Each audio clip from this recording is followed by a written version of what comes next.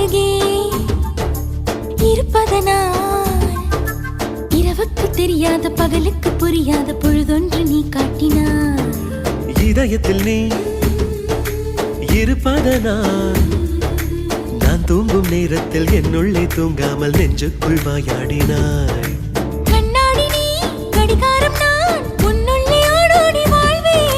காதல் எனும் கடுதாசி நீ என்றென்றும் அன்புடன் நான்